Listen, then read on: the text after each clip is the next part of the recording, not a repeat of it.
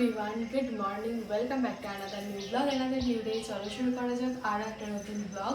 তো এখন ঘড়িতে প্রায় 7টা বাজতে যাচ্ছে আর আজকে আমরা সকাল সকাল উঠে স্নান টান করে একদম রেডি হয়ে গেছি।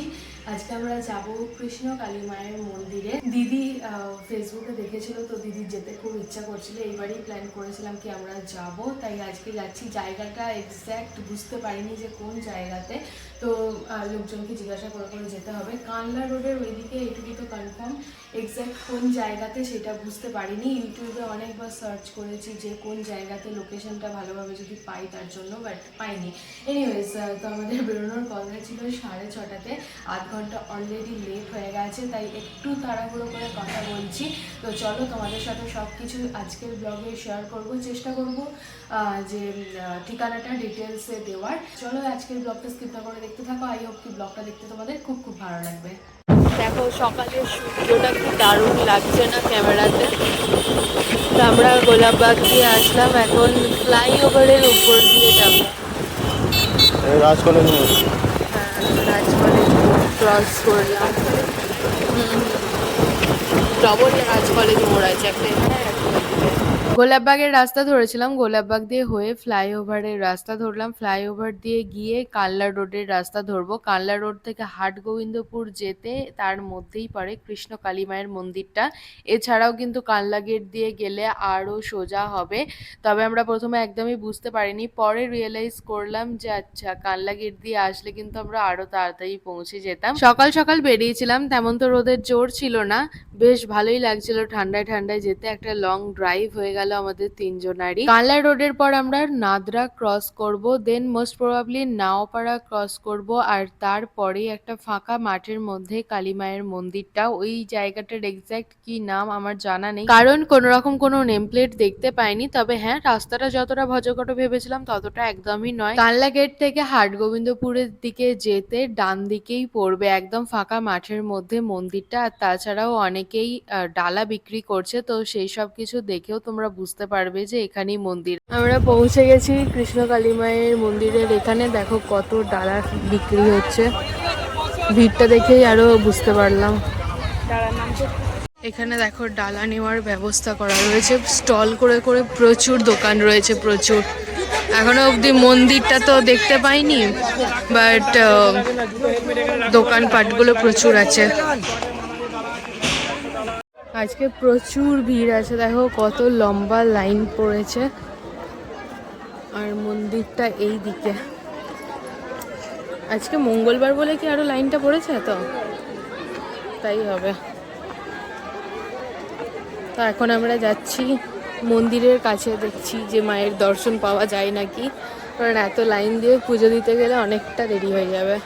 দেখা যাক কি করি না করি, সেটা পরে ডিসাইড করব। আমরা যখন পৌঁছালাম তখন ঘড়িতে বাজে 7:35। তো তখনও না মন্দির খোলেনি। তো আমরা এখান দিয়ে ঠাকুরকে দর্শন করে প্রণাম করছিলাম। ফার্স্টে ডিসাইড করতে পারছিলাম না অ্যাকচুয়ালি আমরা কি করব, কারণ আজকে প্রচুর লাইন আছে। সোমবার বন্ধ থাকে কালী মায়ের মন্দির, তাই আজকে মানে মঙ্গলবার ছিল, তো মঙ্গলবারে প্রচুর লাইন ছিল। দাঁড়িয়ে দাঁড়িয়ে বেশ কিছুক্ষণ ভাবার পর ডিসাইড করলাম যে আজকে আমরা ঠাকুরের দর্শন করে যাই, আর অন্যদিন আসবো, সেইবারে এসে না হয় পুজো দেব। লাইনটা দেখো এই জায়গা থেকে শুরু হয়েছে। ঠাকুরের মন্দির খোলা হয় 8টার সময়, মঙ্গলা মা আসেন 9:30 কি 10টার সময়, ঠিক নেই মা কখন আসবেন। তো দেখা যাক যে পরে আবার কোন দিন যাওয়া হয়। আর যেহেতু আমরা পুজো দেব না, তাই একটু খোঁজ খবর নিয়ে আমরা বেরিয়ে পড়লাম। তো ওখানে যারা ডালা বিক্রি করছিলেন ওনারা বললেন যে মঙ্গলবার আর শনিবার সব থেকে বেশি ভিড় হয়, বুধ বৃহস্পতিবারগুলো একটু হালকা থাকে, আর বললামই তো যে সোমবার বন্ধ থাকে। 8:30 বাজছে, তো আমরা ঢুকে গেছি। এখন আছি দাঁড়িয়ে দত্ত সেন্টারে। জয় গেল গাড়িটা রাখতে, তো বাপি আসবে স্কুটি নিয়ে, তারপর আমি আর দিদি যাব স্কুটি করে। আমাদের প্ল্যান আছে একটু চায়ের দোকানে যাব, টোস্ট আর চা খাওয়ার, আর হ্যাঁ ময়দাও কিনতে হবে। তো সেই সব কিছু করবো, আগে বাপি আসবে, তারপর স্কুটি নিয়ে যখন যাব তখন। তো এখন আমরা ওয়েট করব বাপির জন্য।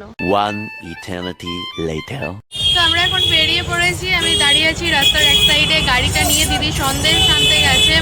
চলে এসছি আমরা এখন ময়নাদার চায়ের দোকানে, আর এই যে এখানে নিয়েছি বাটার টোস্ট। সরের টোস্ট চাইলাম, বাট সরের টোস্ট নেই, তাই বাটার টোস্টই নিলাম। বাটারি বাটার চিনি গোলমরিচ সব কিছুই দেওয়া আছে। এই দেখো, এই যে ব্রেডটা যে স্যাঁকা আছে না, এই স্যাঁকাটা জাস্ট মারাত্মক। তো দিদি এখানে এই ফার্স্ট টাইম খাচ্ছে, বাট আমি এর আগেও খেয়েছি। এটা জাস্ট অসাধারণ। তো হাফ খেয়েছিলাম, পোষালো না, তাই আবার হাফ নিয়েছি। চা অর্ডার করেছি আর খাবো হাফ বয়েল ডিম সিদ্ধ, যেটা এখানে খুবই ফেমাস।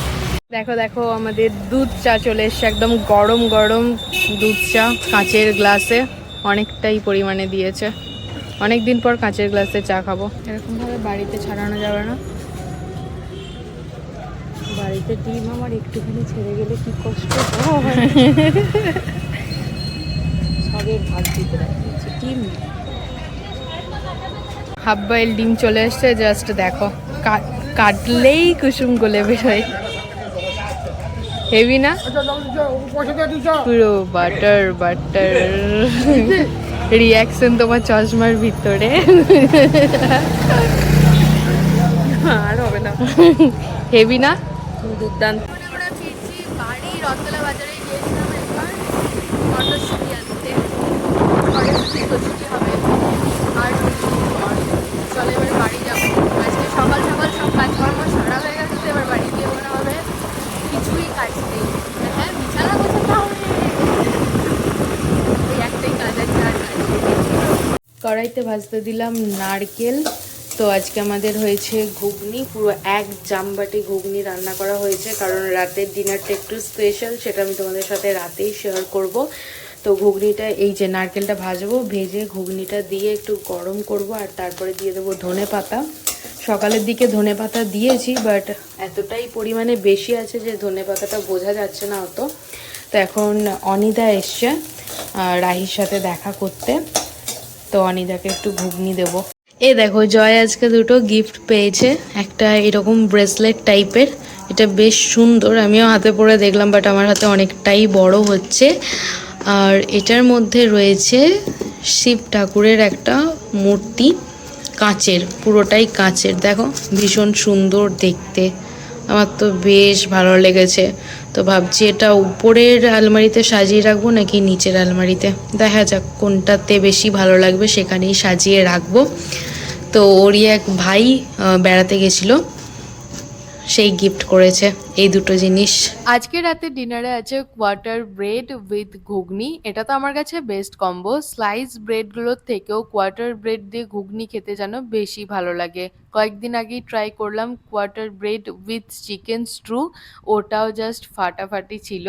এনিওয়েজ, গতকাল আমি আর দিদি বেরিয়েছিলাম, টুকটাক কিছু কাজ ছিল তার জন্য। তো গতকালই আমরা এই ব্রেডগুলো নিয়ে চলে এসেছি, কারণ জানতাম যে আজকে আর বেরোতে ইচ্ছে করবে না। গ্যাসটা লো করে ঘুগনিটাও চাপিয়ে দিয়েছি গরম করতে। ঘুগনিটা গার্নিশিং করে নিয়েছি কাঁচা পেঁয়াজ, লেবু আর বিট নুন দিয়ে। আজকে রাতে ডিনারটা তো জাস্ট জমে গেছে। তোমাদের কার কার এটা ফেভারিট কম্বো অবশ্যই কমেন্টে জানিও। Thank you so much for watching, bye, see you in the next blog.